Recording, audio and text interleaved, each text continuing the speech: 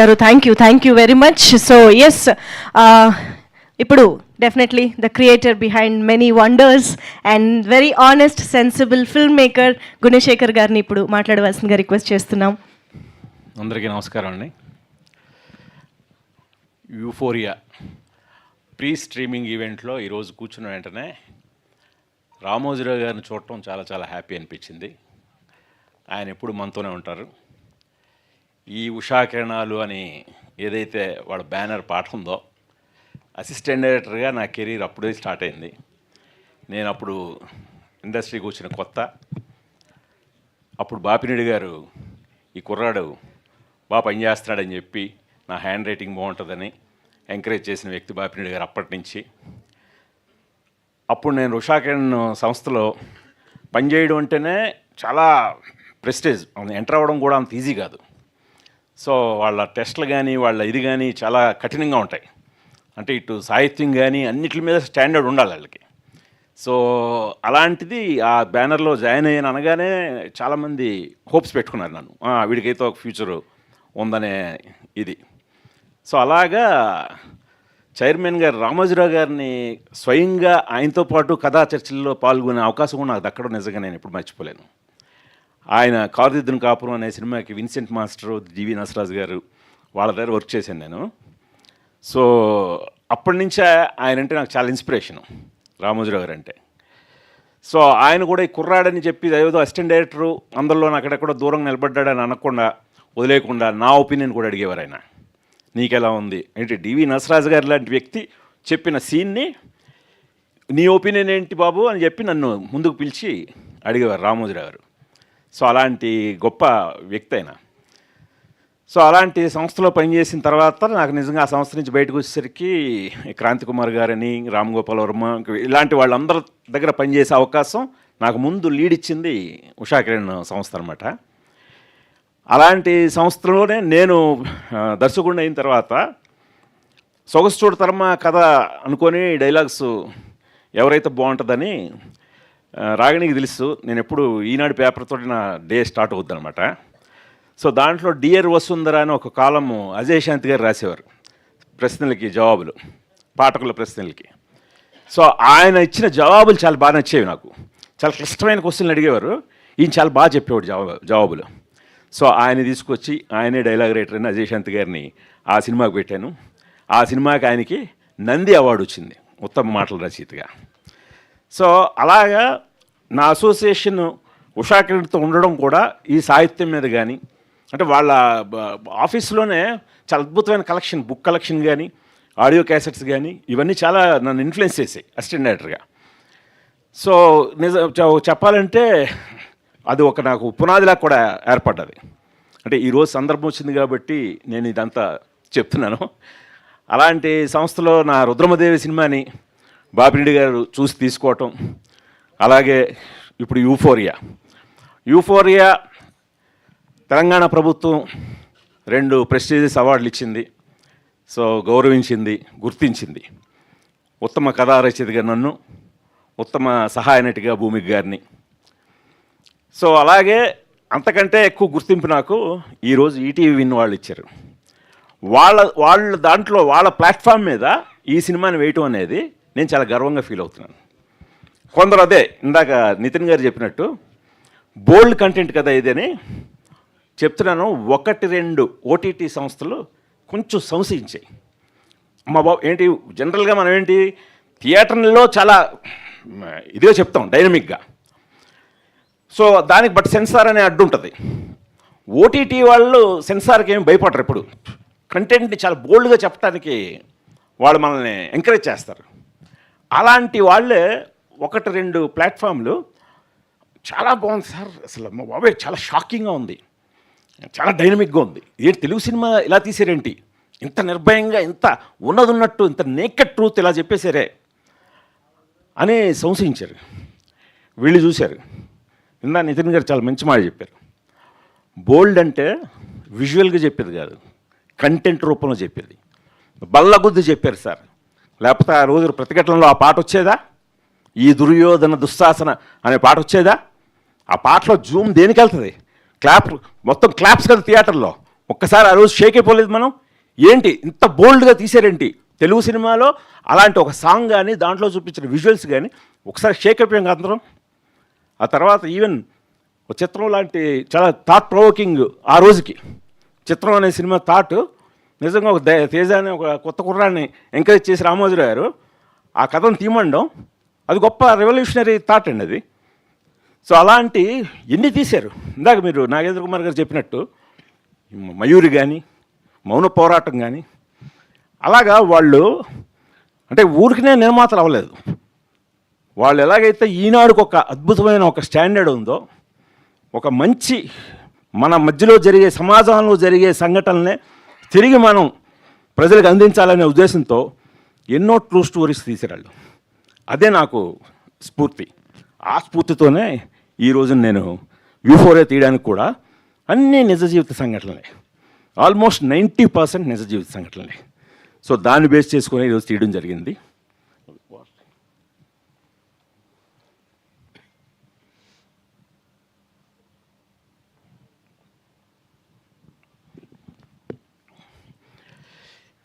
ఇంకా ప్రభు గారు ఇందా మాట్లాడుతూ ఇది థియేటర్లో అనుకున్నంతగా చేయకపోవడానికి యూఫోరియా టైటిల్ కూడా రీజన్ అవ్వచ్చు.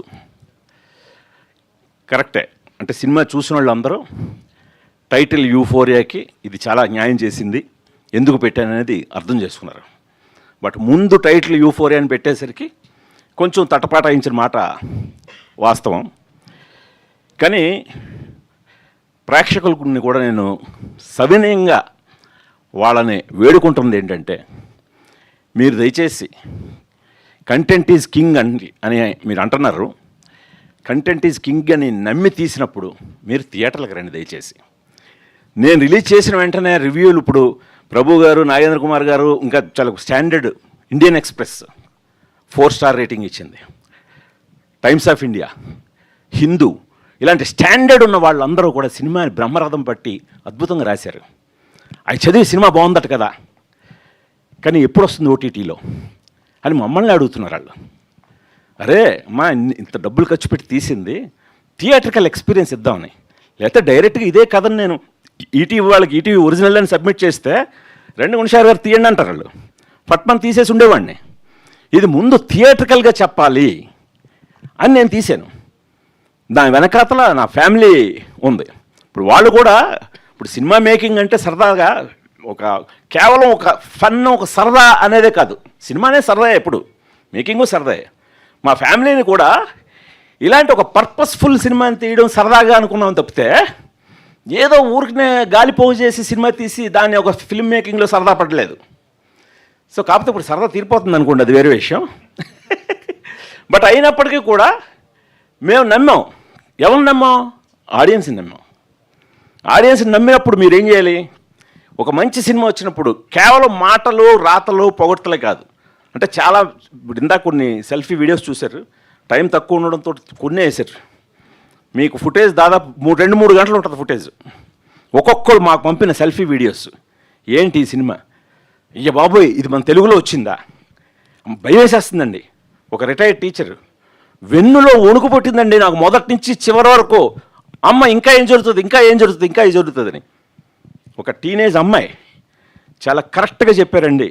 ఈ రోజున అసలు మీరు ఒక క్వశ్చన్ వేశారు, పబ్కి వెళ్ళడం, పార్టీకి వెళ్ళడం తప్ప నాన్న అని. ఏ డైరెక్టర్ ఇలాంటి క్వశ్చన్ అడగలేదండి, ఒక అమ్మాయి చేత అడిగించలేదు, మీరు అడిగించారు.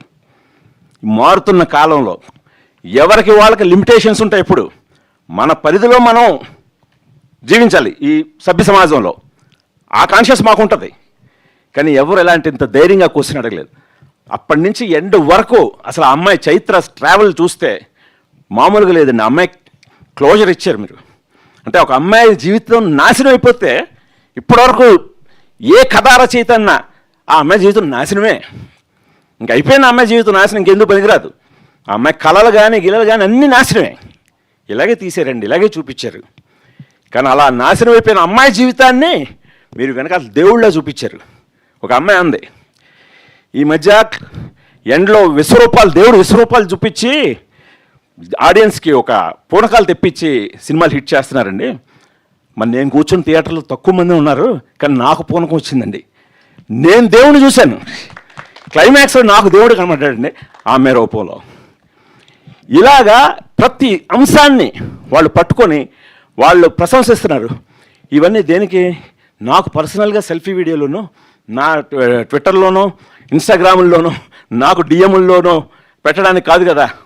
మీ అందరూ చూసి 10 మందికి చెప్తే థియేటర్కల్గా మీరు దాన్ని ఆదరిస్తే ఇంకా దీనికి అప్పుడు కదా మేము పడే తృప్తి. ఎవరు లేకపోతే ఈ సినిమాకి ఎందుకు భూమికి కానీ ఎందుకు పెట్టి తీయాలి? ఈ విఘ్నేష్ అనే ఈ కుర్రాన్ని ఎందుకు పెట్టి తీయాలి? నేను అడిగితే రీజనబుల్ ఎనీ హీరో నాకు డేట్స్ ఇస్తాడు కదా. కానీ కథను తీయాలనుకున్నాను, సినిమా తీయాలనుకోలేదు. కథను తీయాలనుకున్నాను. అలాంటి దర్శకుడిని ఎంకరేజ్ చేయండి దయచేసి. చాలామంది అలాంటి వాళ్ళు ఉన్నారు. ఆడియన్స్ని కూడా తప్పట్టట్లేదు నేను. ఇప్పుడు మన పరిశ్రమ చాలా పెద్ద తప్పు ఉందనిపిస్తుంది నాకు. సినిమా ఇండస్ట్రీలో కూడా మనం ఏమైపోయామంటే పరిగెడుతూ మనం ఒకసారి చెక్ చేసుకోవట్లేదు. కోవిడ్ తర్వాత ఓటీటీ అనేది వచ్చి సినిమాని కబళించేసినప్పుడు దాని మాయలో పడిపోయాం. అది నిన్ను కోట్లు ఆఫర్ చేసేస్తుందే అని జస్ట్ ప్రపోజల్ మేకింగ్, వాళ్ళ కోసం కోట్లు అని దాన్ని దోచేసుకొని ఎలా అలవాటు చేస్తాం ఆడియన్స్కి? వెంటనే సినిమా వచ్చేస్తుంది థియేటర్లో రిలీజ్ అయినా 1 monthలోనే వచ్చేస్తుంది. అప్పుడు ఎందుకు థియేటర్కి వెళ్దాం? థియేటర్కి పెద్ద హీరోలు ఉంటే వెళ్దాం. ఈ చిన్న ఇవన్నీ ఎందుకు థియేటర్కి? పెద్ద హీరోల దగ్గరికి థియేటర్కి వెళ్ళేసరికి వాళ్ళు డబ్బులు అయిపోతున్నాయి. ఇప్పుడు పండగ జనవరిలో 3-4 సినిమాలు బాగా ఆడాయి. ఫిబ్రవరి ఫస్ట్ వీక్లో జీతాలు అందే వీక్ కదా, మంత్ బిగినింగ్, అందరూ మంచిదే అన్నారు. కానీ ఆశించినంత ఎందుకు కలెక్షన్ లేవనేసరికి పండగప్పుడు పెద్ద సినిమాలు చూసేశారు కదా సార్. సో అంటే ఇప్పుడు అలాగా వాళ్ళు వన్స్ పెద్ద సినిమాలని థియేటర్లో చూద్దాం, ఇలాంటి కంటెంట్ సినిమాలని ఓటీటీలో చూద్దాం. ఎందుకంటే 4 వారాలు వచ్చేస్తుంది. 4 వారాల్లో రావడానికి కారణం ఎవరు? మనం. సో దాన్ని ముందు బ్రేక్ చేయాలి. మినిమం 3 నెలల వరకు ఓటీటీలు రాకూడదు సార్. అప్పుడు సినిమా అనేది బతుకుతుంది. అప్పుడు థియేటర్కి వస్తారు. ఎందుకంటే ఇప్పుడు ఓటీటీ వాళ్ళు కూడా మరి రియలైజ్ అయ్యారు కదా. వాళ్ళు ఏమంటున్నారు? థియేటర్కల్ పెర్ఫార్మెన్స్ని బ్యారేజ్ చేస్తున్నారు వాళ్ళు కొనడానికి. అంటే వాళ్ళు కూడా థియేటర్కల్గా ఇది ఆడాలంటున్నారు. ఇది ఆడాలంటే ఆల్రెడీ కిల్ అయిపోయింది బాబు. ఇక్కడ ఆల్రెడీ థియేటర్ అనేది కిల్ అయిపోయింది. సో అందుకని ఇప్పుడు ఈ టైంలో ఖచ్చితంగా 3 నెలలు మినిమం అనేది పెట్టి తీరాలండి. పెడితేనే అప్పుడు ఖచ్చితంగా థియేటర్ సినిమా బాగుంది సినిమాకి వస్తాడు. ఇప్పుడు బాగుంది సినిమా కూడా రావట్లేదే. సో ఇది ఖచ్చితంగా ఇటు ప్రేక్షకులకి నా వినపమే కాకుండా పరిశ్రమకు కూడా నేను సవినయంగా మనవి చేసుకుంటున్నాను. నేను ఎప్పుడు వాళ్ళ మీటింగ్లు గాటికి వెళ్ళను, కానీ ఈ సందర్భాన్ని నేను వాడుకొని చెప్తున్నాను. ఖచ్చితంగా థియేటర్ని బ్రతికించండి. అప్పుడు మనం థియేటర్ల కోసం తీద్దాం, లేకపోతే డైరెక్ట్గా ఓటీటీలకే తీసుకుందాం. ఎందుకు థియేటర్లు ఎందుకు? దయచేసి నా రిక్వెస్ట్ని మన్నించండి. ఇక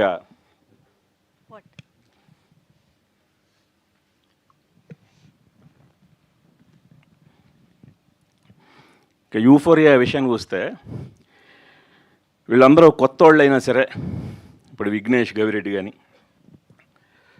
లిఖిత ఎలమంచిలు కానీ, లిఖిత్ నాయుడు కానీ, పృథ్వీరాజ్ అడ్డాల కానీ, వీళ్ళందరూ అరే ఈ డైరెక్టర్తో పనిచేస్తే మనకు ఒక మంచి గుర్తింపు వస్తుంది అని వాళ్ళు కూడా ఆల్మోస్ట్ ఒక సంవత్సరంన్నర పాటు నమ్ముకొని ఈ రోజున మీ అందరూ ప్రతి రివ్యూల్లో అందరూ చెప్పిన మాట, ఆర్టిస్టుల పెర్ఫార్మెన్స్ చాలా బాగుంది.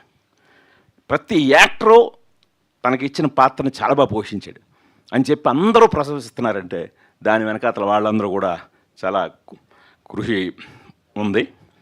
ప్రత్యేకంగా ఈ విఘ్నేష్ గవిరెడ్డి ఇతనికి సినిమా చెప్పాను నేను, తనకే తెలుసు ఎలాంటి పాత్ర చేస్తున్నాను. బ్యాంక్ అయ్యాడు. ఇప్పుడు వన్స్ రిలీజ్ అవ్వటం ఏంటి, కోకొల్లలు నేను ముందే చెప్పాను నీకు చాలా వచ్చేస్తాయి ఆఫర్లని, అలాగే వచ్చేసాయి.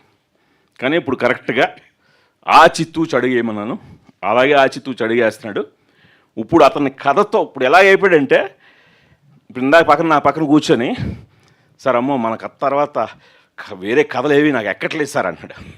అంటే ఒక కథ తాలూకు స్టాండర్డ్ ఏంటనేది అతను చూసి ఇప్పుడు అతన్ని ఓకే చేయాలంటే నాకే కష్టమేమో అనే రేంజ్కి అతను ట్యూన్ అయ్యాడు. సో అలాగా నువ్వు అలాగే ఉండు. ఏం తొందర లేదు, నేను వెతుక్కుంటూ వచ్చాను కదా నేను, అలా నిన్ను వెతుక్కుంటూ ఈ పెర్ఫార్మెన్స్ ఇతనే ఇవ్వగలడు అని చెప్పి నీ దగ్గరికి వస్తారు. నువ్వేమి ఇదవుకో, ఇప్పుడు ఇస్తున్నాయి కదా చెప్పి ఆ లవ్ స్టోరీలు, రకరకాల లవ్ స్టోరీలు చేయాలి, నువ్వు లవ్ స్టోరీలు తప్పకుండా చేయాలి. బట్ ఆ లవ్ స్టోరీలో కూడా కథ అనేది పద్ధతిగా ఉండాలి. ఊరినే గాలి పోగేసి ఏదో చేసి లవ్ స్టోరీలు అంటే కూడా జనాలు ఏం చూసేయట్లేదు. ఇప్పుడు ఆడుతున్న అన్నట్లు కూడా విషయం ఉన్న లవ్ స్టోరీలో ఆడుతున్నాయి కూడా. సో అలాగా ఇతను కానీ ఇంకా సారా అర్జున్ ఇప్పుడు దురంధర్ వేవ్ తోటి ఆ అమ్మాయిని చూశారు అందరూ. అసలు అంటే దురంధర్లో పాత్రకి యూఫోరియాలో అమ్మాయి వేసిన చైత్ర పాత్రకి అసలు పొంతం లేదు. సో అందులో ఎంత ఇదిగా చేసిందో దీంట్లో ఎంత సెన్సిటివ్ గర్ల్గా చేసిందండి అని చెప్పి ఇప్పుడు థియేటర్లో చూసిన వాళ్ళు చాలామంది ఆ అమ్మాయికి బాగా ఫ్యాన్స్ అయిపోయారు. నాకు తెలిసి ఈరోజు రాత్రి 12 దాటాక యూఫోరియా చూసి ఇంకా ఆమెకి ఫ్యాన్ బేస్ పెరుగుతుంది. అంత చక్కగా ఇప్పుడు ఆల్రెడీ దురంధర్తో ఒక యూఫోరియా క్రియేట్ చేసిన సారా యూఫోరియాతో ఇంకా యూఫోరియా క్రియేట్ చేయబోతుంది. తప్పకుండా మీ అందరూ చూడండి. అలాగే భూమిక గారు, ఆవిడ లండన్లో ఉన్నప్పుడు కథ స్క్రిప్ట్ పంపించి ఫోన్ చేశాను. ఫోన్ చేసి ఆవిడకి చెప్పిన మొదటి మాట మొన్న ఆవిడే గుర్తు చేశారు నాకు ఈ విషయం. మీరు కరెక్ట్గా ఈ కథను నమ్మితే మీకు అవార్డు వస్తుందండి అన్నాను. ఎగ్జాక్ట్గా ఆమె మొన్న అవార్డు అందుకున్న గద్దర్ అవార్డు అందుకున్న మొన్నాడు ఫోన్ చేసి అది గుర్తు చేసింది. లండన్లో నేను ఉన్నప్పుడు మీరు ఈ మాట అన్నారని. ఎందుకంటే ఇది నా ప్రతిభ నీ ప్రతిభ కంటే కూడా ఆ పాత్ర ఆథర్ బ్యాక్ రోల్ అంటారే అది పడ్డదమ్మా నీకు. అందువల్ల దాన్ని నువ్వు వాడుకోవడం మూలంగా ఈరోజు నేను ఒకటే ఆడియన్స్కి మాట ఇచ్చాను. ఒక్కడిలో నా స్వప్నాన్ని మీరు చూసి ఎంత ఇంప్రెస్ అయ్యారో యూఫోరియాలో వింధ్యా వేములపల్లి కూడా మిమ్మల్ని ఏమాత్రం నిరుత్సాహపరుస్తుంది, ఇంకా బ్రహ్మాండమైన పేరు తెచ్చుకుంటుంది మీ దగ్గర అన్నాను. అది నిలబెట్టుకున్నానే హ్యాపీ అయ్యాను. అలా ప్రతి ఒక్కడు కాలభైరవ మ్యూజిక్ రికార్డింగ్ కూడా ఈరోజు నా మామూలుగా పోవట్లేదు. అందరూ అంత కుర్రాడు, అంత చిన్న కుర్రాడు అసలు ఎంత మెచ్యూర్డ్గా చేశాడండి. క్లైమాక్స్ ఆర్ఆర్కి అయితే అందరూ కూడా అసలు చాలా అద్భుతంగా ఇచ్చాడని చెప్పి, అంటే మామూలుగా పెపీ మ్యూజిక్ ట్రెండీ మ్యూజిక్ ఇచ్చేయడం ఈజీ. సో ఒక స్టాండర్డ్ మ్యూజిక్ ఆ ఎమోషనల్ రీల్ మొత్తం అది క్లైమాక్స్ దాన్ని చాలా అద్భుతంగా ఎలివేట్ చేశాడని. అలాగే ప్రవీణ్ కే పోతన్ అని ఒక కెమెరామెన్ ఇంట్రొడ్యూస్ చేశాను. తను కొత్తగా విజువల్స్ అన్నీ కూడా చాలా కొత్తగా ఉన్నాయి, చాలా అంటే న్యూ ఏజ్ ఫిలింలా కనిపించింది అనడానికి కూడా అతను రీజను.